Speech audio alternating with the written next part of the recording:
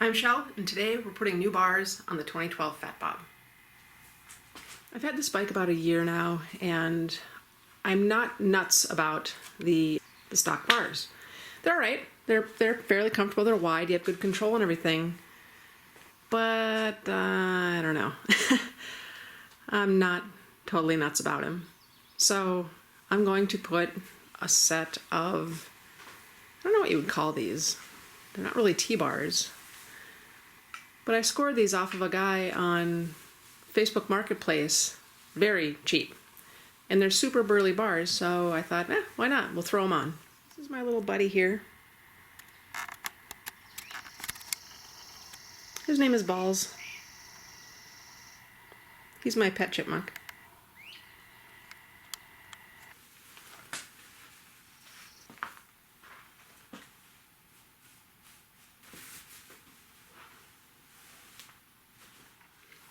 You need to raise the tank up a little bit because you've got to get the wiring out of here. These rubber covers, there's one on each side.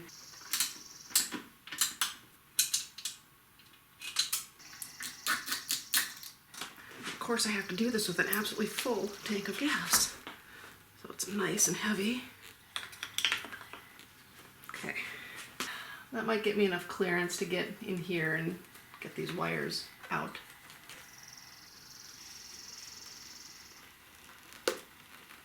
Oh, I might be able just to give it a pull. Oh, that was easier than I thought. Just popped out of there. Good. I don't really want to crank on them too hard. Finesse is the name of the game when it comes to wires, that's for sure.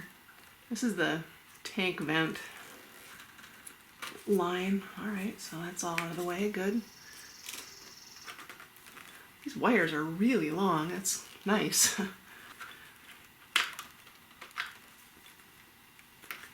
Okay, there's the connector. White with the black right there. Looks like it has a little abrasion right there, so I'm going to put some liquid electrical tape on that. On this side, it looks like there's two sets here. Okay, to get these apart, if you're not familiar with these clips, I think they're called Deutsch clips, maybe? Anyway, there's a little tab on the back. You can see this little kind of speed bump, sort of, here. That little bump. There's a tab right there. So you hold here, grab the tab, squeeze a little bit, pops right apart. Very easy. I wonder if I can mark these to maintain my headlight alignment, not elevation, maybe. I'm just going to put a mark across here on the chrome, for the housing, and then this stationary piece, so I know when I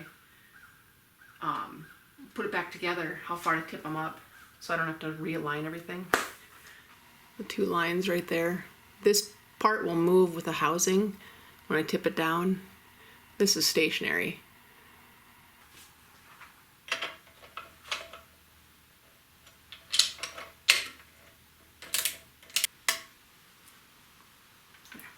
Oh yeah, that line trick will do it. Goodie. I'm going to leave the riser bolts tight for now and take the controls down. I just put these grips on here too and I have to take them off, but I have a trick for that too.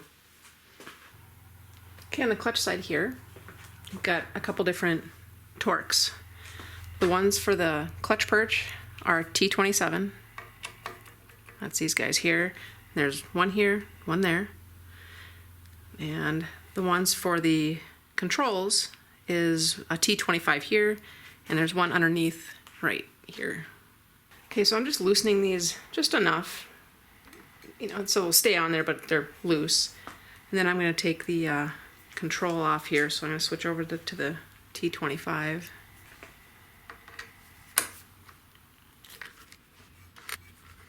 It's horrible practice to put the hardware on your seat, but I can't reach anything else right now. I could put it over on my husband's bike. That's much better practice.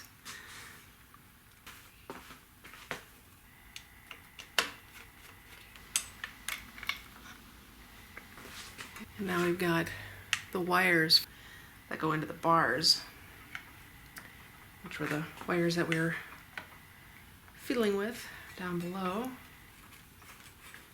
and just kind of, I don't know if you can see over here, feed them through.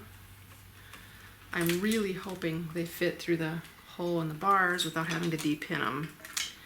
I don't know that they will. All right, so I just took a piece of paracord and just kind of, just so it can't like crash down. Come on, fit through there. Oh yeah. No problem. Awesome, no de-pinning. Oh, that's rad. I'm gonna take this grip off. So I'll show you how I do that. That's super exciting.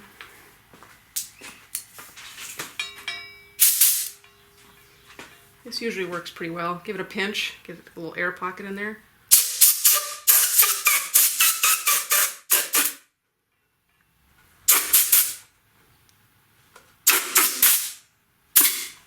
Ta-da! Of course, that doesn't work on glued grips like these are originally. That was fun. I had to cut it off and clean everything all up. But if you have a grip that's not glued on there, works, man. A little tip for the well-prepared, not me, but anyway, these are those like super strong magnets, Neo something or other magnets. And this is what I have for breakfast almost every day. If you don't have like a magnetic dish handy, ta-da! It'll stick right on there. Then you can put your screws in there. And your hardware will stick to the magnet. Bonus.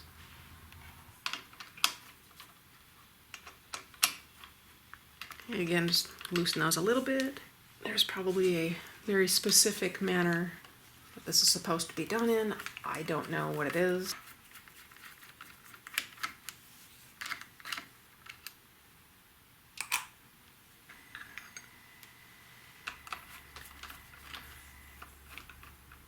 I think a bug carcass just fell into my palm.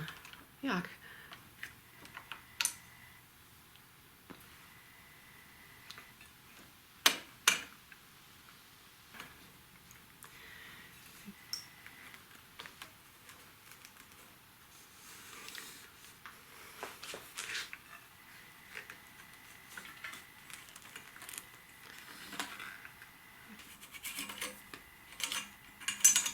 Excellent.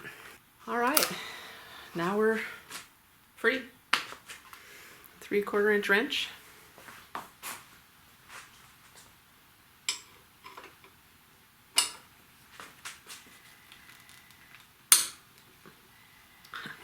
Those aren't nearly as tight as I thought they'd be.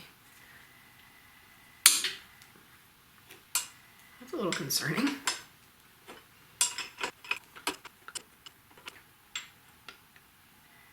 Okay, here's that wire that I was mentioning earlier that's like got some abrasion on it. You can actually see the wire. So I just have some of this stuff, liquid electrical tape. Just a toothpick full of that goop. I just pack it all in there to make sure that water can't get around there. So what I do to get wires through bars or roll cages or whatever, I just take a piece of really heavy upholstery thread or fishing line, whatever, and tie a piece of plastic bag to it. Nothing exciting. And just kind of put it in there. I take a rag, just stuff it in the end of the bars so you get some suction from one spot, otherwise it'll just kind of go through the end. You want it to suck the plastic through. And then you take a shop vac. This is a weird angle, so hopefully I can get in there good, but we'll see.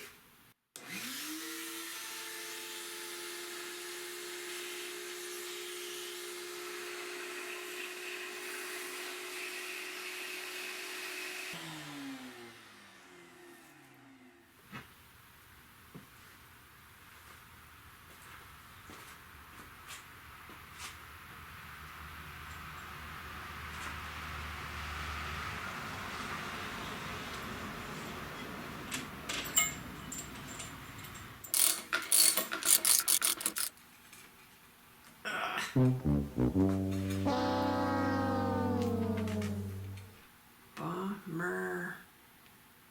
I may be able to reroute it, but yeah, that's not gonna go. Rats.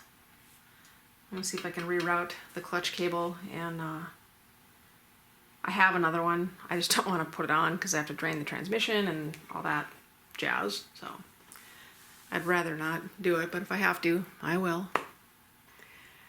So I ended up doing the reroute of the clutch cable. I think that will gain me enough real estate so I don't have to change it.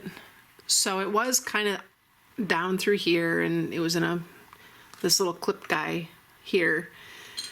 And it was, you know, tucked away neatly, but it shortened it up significantly. So I just ran it in front of the filter there. If you can see, here's the cable. There, and then you can see where it comes across here and it goes into the transmission. So it's a pretty gradual straight shot now up to the, up to the perch. I'm going to put the perch and everything on, put the clutch cable on, and then check lock to lock and see if I have enough space. Okay, got the perch on, check it out. And of course I lost my string. That sucks, but this side's still okay. Got to pull the string through the bars again for the wires. But do I even like these bars? I don't even know. What do you think? Got plenty of room there. Plenty of room lock to lock. It's fine. Yep. So thankfully, I didn't have to change the clutch cable. I just had to reroute it. Moving on. So this time I just ran a piece of weed whacker. I don't know, string, I guess it is, through there. I tape my clip to the wire here.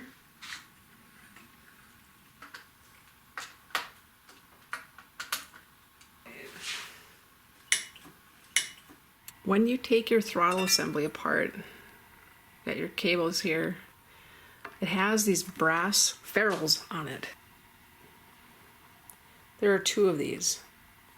Don't lose them. They like to fall off and roll away into Never Never Land, and they're hard to find. So when you take it apart, make sure you don't let those take off. And just for added entertainment, the brake line is far too short.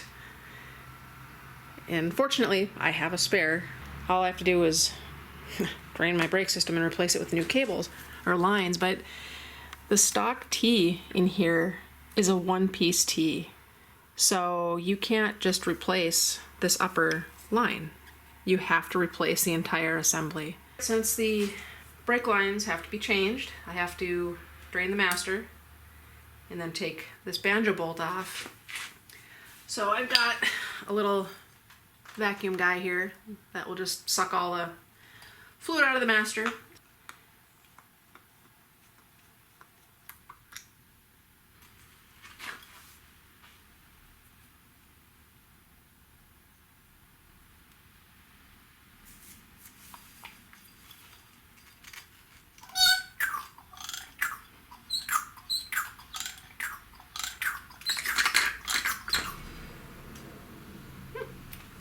And this is a 3/8 12-point. So to drain these, I'm just gonna put the line on here, crack the bleeder, use the vacuum to pump out the fluid in there, snug that guy back up, nice and clean. And we'll do the other side exactly like that. Right under here is an Allen bolt.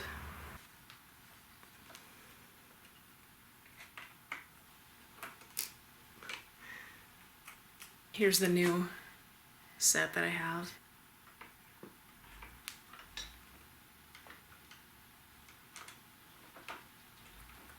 Now I'll just pop the bottom bolts out of the banjos and should be good to go. Of course, you want to use the 2 new banjo bolt washer things, little crush washers. Alright, so the 2 new brake lines are on the front. Then I'll just put the 3rd one at the triple tree up to the master cylinder. It's over length, so it should be just right. Before putting this together, this sheathing on the wires likes to scoot. So make sure you pull it back and tuck it in there so you don't have like just your wires pinched in the little recess here for it. Make sure that sleeve is there. And also you've got like this little kind of a friction point, this little rocker thingy. That's a tension, a throttle tension deal. I don't use mine, but obviously I have a throttle, you know, tube. So I'm just gonna put a little bit of dry graphite lube in there just to make sure the throttle operates smoothly and everything. So I'll just put a little bit of that in there. Graphite is nice because it doesn't get all goopy and nasty. Just put a little powder in there. Make a little shot down the throttle cable, I don't know. Can't hurt anything.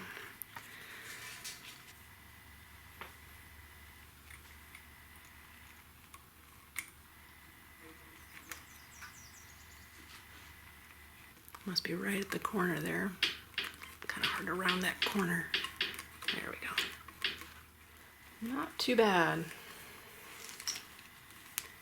Internal wiring is a total pain in the butt. Looks nice when it's done though. The throttle assembly is finally back together. Those ferrules suck. And the easiest way to do it, really, if there is an easy way, is just to get as much slack as you can in your throttle and idle cable here. And it gives you enough room to fight it a little easier. And then you have to adjust your throttle again, but I haven't done that yet. But anyway, that's probably the easiest way unless somebody has some trick that I don't know, which is totally possible. So go ahead and run the rest of the wires, the rest of the way rather. Put those through here.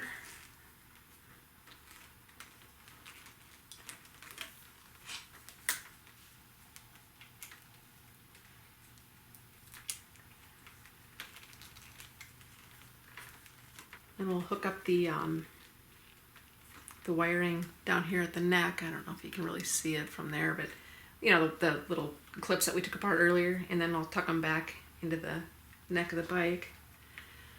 Just want to make sure nothing is tangled or twisted or in any weird spot like around the brake line or anything.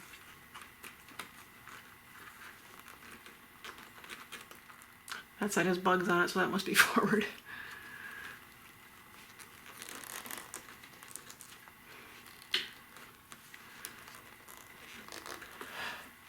We'll bring the tank down now. £1,000,000 full tank of gas.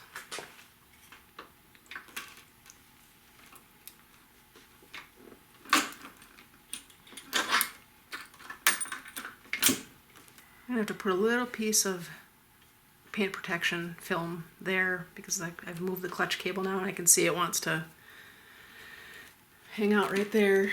That'll do a number on my paint.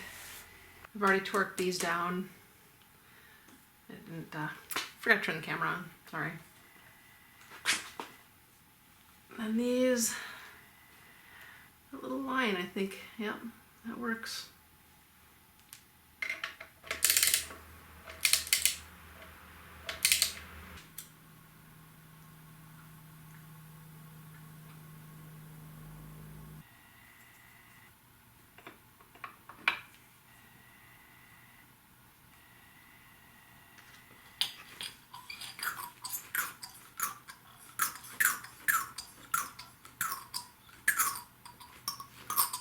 So I'm a little bit worried about the clutch cable rubbing on the gas tank. It seems like it naturally wants to fall right on the tank. So I'm going to put a piece of this 3M just paint protection film. I just cut a little scrap here.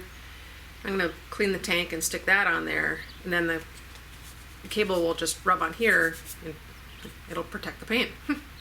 This is just spray away glass cleaner. It's non-ammonia. It's pretty good cleaner for just about everything.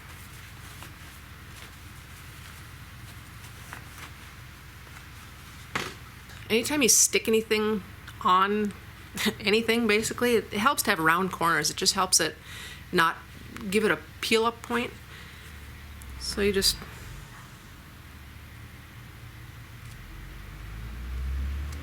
round them like that.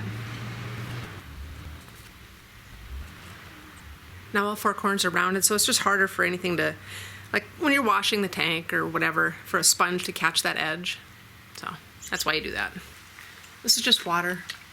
It used to be guitar polish, now it's water. So just spray your surface. This has, like, I don't know, a couple drops of baby shampoo in there, but for something this small, you probably don't even need that.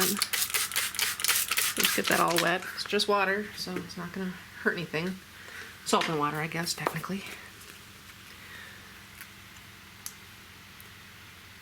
Peel the backing off. Spray your piece with water as well.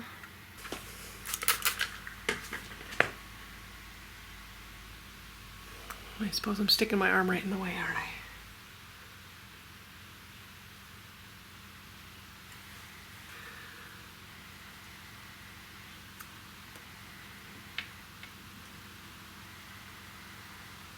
I don't know if you can see it on there.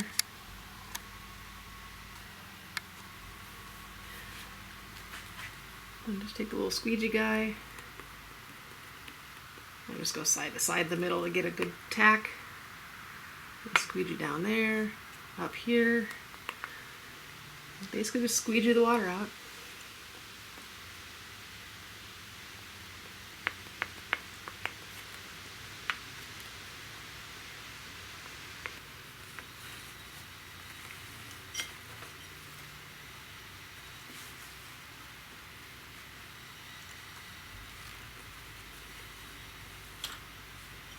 You can kind of see it, but never be noticed on that black tank. A lot less noticeable than damage from the clutch cable rubbing on there. Okay, get the grip put back on.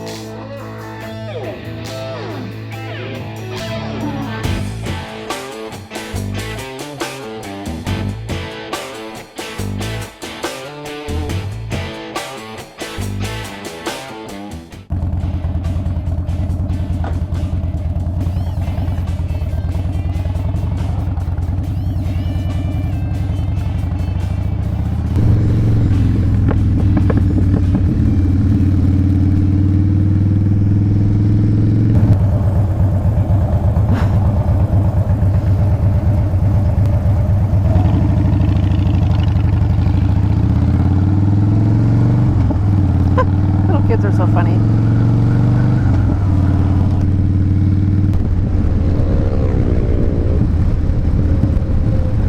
Don't care what you ride, care that you ride.